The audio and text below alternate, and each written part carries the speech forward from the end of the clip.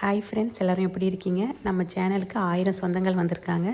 எனக்கு ரொம்ப சந்தோஷமாக இருக்குது. எனக்கு சப்ஸ்கிரைப் பண்ண எல்லாருக்கும் ரொம்ப நன்றி. இன்றைக்கி வீடியோவில் 50,000 சம்பாதிக்கிறவங்களுக்கு எப்படி பட்ஜெட் போடலாம், எப்படி சேவிங்ஸ் பண்ணிவிட்டு எப்படி ஃபேமிலியை ரன் பண்ணுறதுங்கிறத நான் சொல்லியிருக்கேன். பணம் சம்பாதிக்கிறது அவ்வளோ ஈஸிலாம் கிடையாது, ரொம்ப கஷ்டம். ஆனால் செலவு பண்ணுறது ஈஸியாக பண்ணிடுறோம். அதை என்றைக்காவது நம்ம யோசிச்சுருக்கோமா? அதை தான் இந்த வீடியோவில் நான் சொல்லியிருக்கேன். ஒருத்தவங்க எவ்வளோ சம்பாதிக்கிறாங்கங்கிறது முக்கியம் கிடையாது, எவ்வளவோ அவங்கக்கிட்ட சேமிப்பு இருக்குங்கிறது தான் முக்கியமான விஷயமே. கொஞ்சமாக சம்பாதிச்சாலும் அவங்க நிம்மதியாக இருப்பாங்க. என்னென்னா அவங்கக்கிட்ட சேமிப்பு இருக்கும். கொஞ்சம் கொஞ்சமான சேமிப்பு தான் நாளைக்கு ஒரு பெரிய அமௌண்ட்டாக வந்து நிற்கும். ஸோ அதனால் கொஞ்சமாக சம்பாதிச்சாலும் சரி தான். நீங்கள் சேமிப்புங்கிறது சின்னதாக தொடங்கினாலும் பரவாயில்ல, நீங்கள் வாழ்க்கையில் நிம்மதியாக இருப்பீங்க. ஆனால் சில பேர் கை நிறைய சம்பாதிப்பாங்க, அவங்களுக்கு வர்றது மட்டும்தான் தெரியும். அந்த பணம் எங்கே போகிறதுங்கிறது ஒரு மணி டிசிப்ளினே இருக்காது அவங்கக்கிட்ட. 30 நாள் நம்ம கஷ்டப்பட்டு கிடைக்கிற ஒரு நாள் சம்பளம், 30 நாள் ஒரு மாதத்தில் 30 நாள் நம்ம கஷ்டப்பட்டு நமக்கு அந்த ஒரு நாள் சம்பளமாக நம்ம 1ஆந்தேதி நம்ம கையில் வருது. அப்போ அந்த ஒரு மாதத்தோட உழைப்பு தானே. அதை நினச்சாலே நம்ம பார்த்திங்கன்னா நம்ம வந்து திட்டமிட்டு நம்ம குடும்பத்தை ரன் பண்ண ஆரம்பிப்போம். அந்த பணத்துக்கு ஒரு மரியாதை கொடுப்போம். வாழ்க்கையில் திட்டமிடல் மட்டும் இல்லைன்னா எவ்வளோ சம்பாதிச்சாலும் நிம்மதி இருக்காது. அவங்க நிம்மதி இல்லாத வாழ்க்கையை தான் வாழ்ந்துட்டுருப்பாங்க. அதனால் பணம் சம்பாதிக்கிறத விட அதை சேர்க்கறதுங்கிறது ரொம்ப முக்கியமான அவசியமான ஒன்று. நான் ஒவ்வொரு வீடியோலையும் சொல்லிகிட்டு இருக்கிறது. இந்த வீடியோ பார்த்திங்கன்னா ஒருத்தவங்களோட இன்கம் வந்து 50,000 அப்படின்னா அவங்க அந்த பணத்தை எப்படி அவங்களோட செலவுகள் போக சேமிக்க முடியும் அப்படிங்கிறது தான் இந்த வீடியோவில் நான் சொல்லியிருக்கேன். இது வந்து உங்களுக்கு கடன் இல்லாதவங்களுக்கு இந்த மெத்தடை நீங்கள் எடுத்துக்கலாம், சேவிங்ஸ் பண்ணலாம். இதே நீங்கள் கடனாக இருக்குது உங்களுக்கு அப்படின்னா இதே சேவிங்ஸுங்கிறத நீங்கள் கடனை அடைக்கிறதுக்கு யூஸ் பண்ணிக்கோங்க. நான் வந்து 25,000 குடும்பம் பண்ணிவிட்டு 50-50 நான் பிரிச்சிருக்கேன். இது வந்து யாருக்கு யூஸ் ஆகுதோ அவங்க எடுத்துக்கோங்க. நான் பார்த்தீங்கன்னா 50-50 பிரிச்சிருக்கேன். இப்போ 50,000 25,000 செலவுக்கும் 25,000 சேவிங்ஸுக்கும் நான் பிரிச்சிருக்கேன். இது பார்த்திங்கன்னா இது எதனால் நான் இப்படி 50-50 பிரிச்சிருக்கேன்னா இது எல்லாருக்கும் செட் ஆகுமான்னு எனக்கு தெரியல. கண்டிப்பாக நம்ம லைஃப்பில் நெக்ஸ்ட்டு ஸ்டெப்பு போகணும் அப்படின்னு நினைக்கிறவங்களுக்கு இது கண்டிப்பாக யூஸ்ஃபுல்லாக இருக்கும். இப்போது இந்த 50,000 பட்ஜெட்டை நம்ம எப்படி போடலாம் அப்படிங்கிறத தான் நம்ம இந்த வீடியோவில் பார்க்கலாம். இப்போ 50,000 25,000ங்கிறது நம்ம சேவிங்ஸுக்கு போயிடுச்சு. ஃபஸ்ட்டு பார்த்திங்கன்னா இன்கம் நீங்கள் பணம் வந்த உடனேயே செலவு போக சேமிக்காதீங்க. நீங்கள் புத்திசாலித்தனமாக சிந்திச்சிங்க அப்படின்னா இன்கம் வந்த உடனே உங்களோட சேவிங்ஸ் தான் ஃபஸ்ட்டு. நான் ஒரு வீடியோவில் சொல்லியிருப்பேன், நான் பணம் வந்த உடனே நான் பார்த்திங்கன்னா என்னோடய முதல் செலவு என்னோடய சேவிங்ஸாக தான் இருக்கும். அது போக மிஞ்சினது தான் நான் செலவு பண்ணுவேன் அப்படின்னு நான் சொல்லியிருப்பேன்.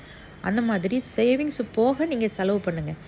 செலவு போக நம்ம சேவிங்ஸ் பண்ணுவோன்னா கண்டிப்பாக நம்மளால் சேமிக்க முடியாது. நம்ம அப்படியே தான் இருப்போம். நம்ம எந்த லெவலில் நம்ம ஃபேமிலி இருக்கோ அதை அப்படியே தான் மெயின்டைன் ஆகிட்டுருக்கோமே ஒழிய நம்மளால் ஒரு ஸ்டெப்பு கூட மேலே வைக்க முடியாது.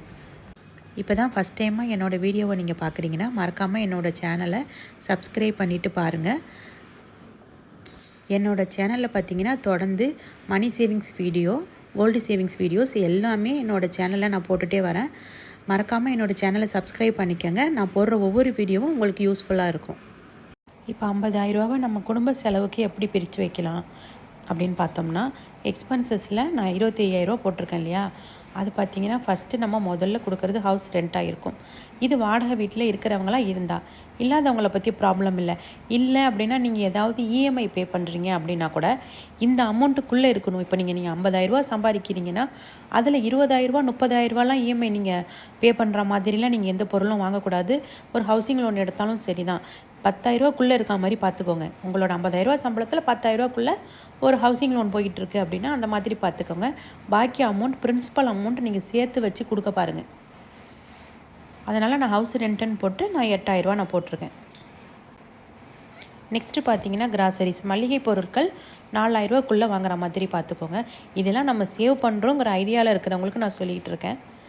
இல்லை இதுக்குள்ளே வாங்க முடியுமா முடியாதாங்கிறது நீங்கள் வீடியோ பார்க்குற உங்களோட அது விருப்பம்தான். எனக்கு தெரிஞ்ச ஐடியா நான் சொல்லிகிட்ருக்கேன்.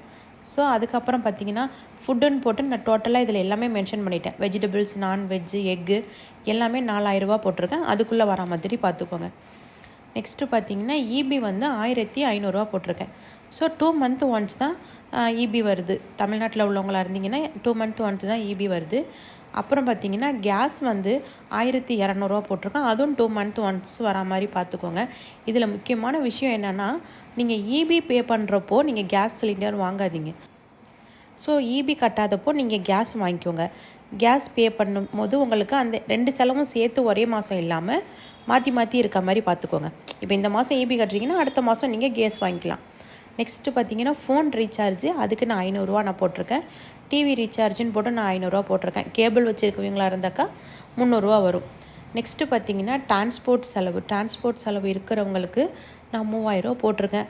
முடிஞ்ச வரைக்கும் அதுக்குள்ளே வரா மாதிரி பார்த்துக்கோங்க. 2 வீலர் வச்சுருக்கீங்க, இல்லை நீங்கள் ஏதோ ஒர்க்குக்கு போயிட்டு வரணும், கண்டிப்பாக அது நம்ம போய் தான் ஆகணும் அப்படிங்கும்போது நம்மளால் அதை தடுக்க முடியாது. ஸோ அதுக்காக நான் 3000 அதுக்காக போட்டிருக்கேன். நெக்ஸ்ட்டு பார்த்தீங்கன்னா பாலுக்கு நான் 1500 போட்டிருக்கேன். ஒரு மாதத்துக்கு 1500 நான் போட்டிருக்கேன். இது எல்லாமே உங்கள் ஃபேமிலிக்கு தகுந்த மாதிரி நீங்கள் பட்ஜெட் போட்டுக்கோங்க, எத்தனை பேர் இருக்கீங்களோ அந்த மாதிரி. ஃப்ரூட்ஸுக்கு நான் 2000 போட்டிருக்கேன். இது எல்லாமே மாதத்துக்கு நான் சேர்த்து எழுதிட்டேன். இதெல்லாம் போன வீடியோவிலே நான் வந்து தனித்தனியாக எழுதியிருப்பேன். மந்த்லி, வீக்லி, டெய்லின்னு தனித்தனியாக நான் வந்து சொல்லியிருப்பேன். இது எல்லாமே அதுமாரி சொன்னால் வீடியோ லென்த்தாக போகணும், நான் வந்து ஷார்ட்டாக சொல்லியிருக்கேன். நெக்ஸ்ட்டு பார்த்தீங்கன்னா எமர்ஜென்சி ஃபண்டுங்கிறது 2000 எடுத்து வைக்க சொல்லியிருக்கேன்.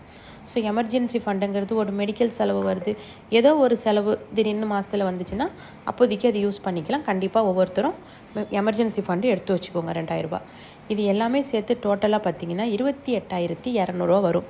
ஆனால் நான் பார்த்தீங்கன்னா 25,000 மேக்ஸிமமாக நீங்கள் குடும்பம் நடத்த பாருங்கள் அப்படின்னு தான் நான் சொல்லுவேன். உங்களுக்கு இதில் ஏதாவது ஒன்று குறைக்க முடிஞ்சுதுன்னா நீங்கள் வந்து குறைச்சிக்கோங்க. இல்லை எங்களுக்கு இதை விட சுருக்கிலாம் குடும்பம் பண்ண முடியாதுன்னா அது ஒன்றும் பிரச்சனை இல்லை, நீங்கள் பாக்கி இருக்க அமௌண்ட்டை நீங்கள் சேவ் பண்ணலாம். ஸோ பாக்கி எவ்வளோ நம்ம சேவ் பண்ணுற மாதிரி இருக்கும் அப்படின்னு பார்த்தீங்கன்னா, இது வந்து 28,200ங்கும் போது 3,200 நம்ம பட்ஜெட்டில் கூட போயிருக்கும். ஸோ எக்ஸ்ட்ராவாக போயிருக்கும். ஸோ இந்த 3,200 உங்களுக்கு மிச்சப்படுத்த முடிகிறவங்களாக இருந்தால் நீங்கள் வந்து மளிகை பொருளாக இருக்கலாம், இல்லை போக்குவரத்து செலவாக இருக்கலாம், இல்லை ஏதோ இபியாக இருக்கலாம், ஃபோன் ரீசார்ஜு, இந்த மாதிரி எதுலையாவது உங்களால் குறைக்க முடிஞ்சதுன்னா நீங்கள் மேக்ஸிமம் குறைக்க முடிஞ்சால் நீங்கள் குறைச்சிக்கங்க.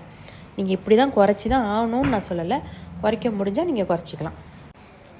மீதி இருக்கிற பணத்தை 25,000 நீங்கள் எப்படிலாம் சேவ் பண்ணலாம், எந்தெந்த மெத்தட்லாம் சேவ் பண்ணலாங்கிற ஒரு ஐடியா நான் இதில் சொல்லியிருக்கேன். ஃபஸ்ட்டு பார்த்தீங்கன்னா கோல்டு சீட்டு போட்டிருக்கேன். கோல்டு சீட்டாக இருந்தாலும் சரி தான், இல்லை நீங்கள் மாதத்துக்கு 1 கிராம் காயின் வாங்கி வச்சுக்கோங்க.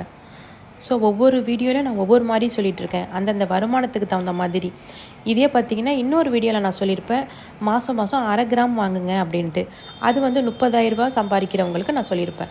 இது நீங்கள் 50,000 சம்பாதிக்கிறீங்கன்னா மேக்ஸிமமாக நீங்கள் 1 கிராம் நகை வாங்கி வைக்க பாருங்கள். ஒரு கோல்டு காயின் மாதம் நீங்கள் வாங்கி வச்சுருங்க. இல்லை கோல்டு சிட்டு கட்டுறீங்க, நீங்கள் ஜுவல் எடுக்க போகிறீங்கன்னா கோல்டு சிட்டு கட்டிக்கோங்க. இல்லை நாங்கள் வந்து எங்களோட சேவிங் பர்பஸ் தான் அப்படின்னு சொல்லிட்டு நீங்கள் நினச்சிங்கன்னா 1 கிராம் வாங்கி வச்சுக்கோங்க. இப்போ நீங்கள் 1 கிராம் வாங்கினீங்கன்னா ஒரு வருஷத்துக்கு பார்த்தீங்கன்னா 12 கிராம் வாங்கியிருப்பீங்க, அதாவது 1.5 பவுன் வாங்கியிருப்பீங்க. இந்த மாதிரியே நீங்கள் சேவ் பண்ணும் போது நீங்கள் 5 வருஷத்துக்கு நீங்கள் எவ்வளோ சேவ் பண்ணியிருப்பீங்கன்னா 60 கிராம் வாங்கியிருப்பீங்க. அப்படின்னா டோட்டலாக எவ்வளோன்னு பார்த்தீங்கன்னா 7.5 பவுன் சேர்த்துருப்போம் ஒரு வருஷத்துக்கு நான் சொல்கிறேன். நெக்ஸ்ட்டு பார்த்தீங்கன்னா பிபிஎஃப் இல்லை பெண் குழந்தை இருந்துச்சுன்னா எஸ்எஸ்ஒய் போட்டுக்கோங்க. அதுக்கு மாதம் 2,000 நான் சொல்லியிருக்கேன். எஸ்எஸ்ஒய் பார்த்தீங்கன்னா இது ரெண்டுமே நல்ல ஸ்கீம் தான் போஸ்ட் ஆஃபீஸ் பொறுத்த வரைக்கும். எஸ்எஸ்ஒயில் நீங்கள் வந்து ஒரு வருஷத்துக்கு 1.5 லட்ச ரூபா வரைக்கும் பே பண்ணலாம். நாங்கள் இதில் பே பண்ணுறோன்னு நினைக்கிறவங்க இதில் நீங்கள் பே பண்ணுங்கள். இது இல்லாமல் தான் நான் அதில் 1 கிராம் நகை வாங்க சொன்னேன். 1 கிராம் காயின் நான் எதுக்கு வாங்க சொன்னேன்னா இதில் கம்மி பண்ணிக்கிட்டு தான் நான் அதை வாங்க சொன்னேன். ஸோ ஃப்யூச்சருக்கு பசங்களுக்கு ஒரு மேரேஜ் பண்ணணும் அப்படிங்கிற ஐடியாவில் எஸ்எஸ்ஒய் போடுறாருந்தாக்கா அந்த ஜுவல் வாங்குறதுக்கு தான் நம்ம சேர்ப்போம். ஸோ அதுக்கு பதிலாக நம்ம இப்போவே 1 கிராம் வாங்கி வச்சுக்கிட்டிங்களா அது உங்களுக்கு ஒரு சேவிங்ஸ், ஒரு நல்ல ரிட்டர்ன்ஸ் கொடுக்கும். அதனால் அந்த ஐடியாவில் நான் சொல்லியிருக்கேன். இல்லை நான் எஸ்எஸ்ஒய்லேயே நான் பணம் கட்டுறேன் அப்படின்னு நினைக்கிறவங்களா இருந்தால் நீங்கள் மாதம் நீங்கள் இதுலேயே வேணாலும் பே பண்ணிக்கலாம். நெக்ஸ்ட்டு பார்த்தீங்கன்னா ஸ்கூல் ஃபீஸு கண்டிப்பாக ஒவ்வொருத்தரும் சேர்க்க வேண்டிய ஒன்று ஸ்கூல் ஃபீஸு. உங்களுக்கு எத்தனை குழந்தைங்கள் இருக்கோ அதை பிளான் பண்ணி நீங்கள் பே பண்ணுங்கள். ஸ்கூல் ஃபீஸு ஒரு வருஷத்துக்கு எவ்வளோ வருதோ அதை நீங்கள் கால்குலேட் பண்ணிக்கிட்டு நீங்கள் ஃபீஸை வந்து மாதம் நீங்கள் ஆர்டி இதில் பேங்க்கில் மட்டும்தான் போட முடியும். ஸ்கூல் ஃபீஸ்க்காக 1 இயர்னால் நான் மாதம் அதில் 5,000 போட்டிருக்கேன். நெக்ஸ்ட்டு பார்த்தீங்கன்னா 5 இயர்க்கான ஆர்டி 2,000 போட்டிருக்கேன். இது வந்து உங்களுக்கு ஏதாவது வீட்டுக்கு ஒரு அத்தியாவசியமான ஒரு பொருள் தேவைப்படுது, இல்லை ஏதோ ஒன்று நமக்கு தேவைப்படுது, ஒரு 5 வருஷத்தில் நம்மளுக்கு கொஞ்சம் ஒரு பெரிய தொகையாக கைக்கு வரணும் அப்படின்னா நீங்கள் போஸ்ட் ஆஃபீஸில் ஆர்டி போட்டுக்கலாம். அது வந்து 5 வருஷத்துக்கு. ஓகேவா? 2000ரூபாங்கிறது 5 வருஷத்துக்கு நான் போட்டிருக்கேன். இது நான் ஏற்கனவே ஒரு வீடியோவில் ஆர்டி வீடியோவில் சொல்லியிருப்பேன்.